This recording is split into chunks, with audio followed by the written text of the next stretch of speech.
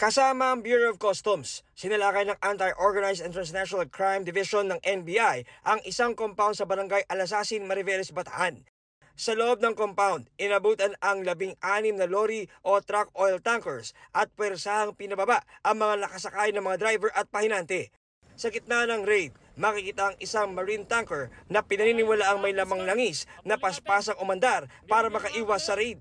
Pinasok naman ng NBI ang nakadaon na barkong MT Lorna na may kargang libu-libong litro ng langis. Ayon sa NBI, sangkot daw sa oil smuggling ang ilang barko at mga personalidad sa Bataan base sa kanilang isinagawang investigasyon at surveillance.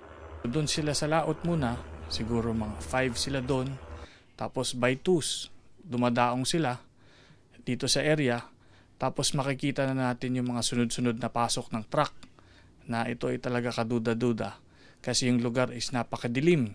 Na-identify din natin yung pinagdadalhan kasi yung mga drivers at yung mga pahinante ay kinuna natin ng mga sworn statements. Meron silang mga pinagpaparadahan dito rin sa Metro Manila, meron din sa May Tarlac at iba pang lugar na sa ngayon ay hindi pa namin ma-disclose. Kumuha ng oil samples ang BOC at ng kanilang suriin na kumpirma nilang walang markers sa mga inabutang langis na indikasyong smuggled ito. 25 tao na inabutan sa compound ang inaresto, habang 136,000 liters ng diesel na nasa mahigit 7 milyong piso ang market value ang nasamsam. Kung natuloy sana ang pagpuno sa 16 na oil tanker trucks na nakaparada sa loob, posibleng umabot ang halaga sa 90 million pesos ang nailabas na smuggled na diesel. Sinisikap pa namin makuha ang panig ng mga inaresto.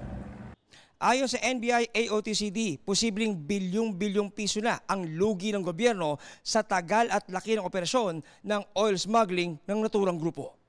Napakalaking problema ng ating gobyerno ito. Unang-una hindi sila nagbabayad ng duties. Kawawa rin yung mga negosyante na sumusunod sa batas. Kalaban nila mga ito na hindi nagbabayad. Humaharap sila sa mga kasong fuel smuggling under the CMTA and other related laws.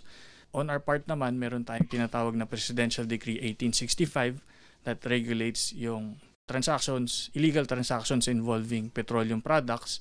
Iimbestigahan natin yung possible violations of environmental laws. Para sa GMA Integrated News, John Consulta, nakatutok 24 oras. Mga kapuso, patuloy na tumutok sa mga balita. Mag-subscribe sa GMA Integrated News sa YouTube. Sa mga kapuso abroad, samahan nyo kami sa GMA Pinoy TV at sa www.gmanews.tv.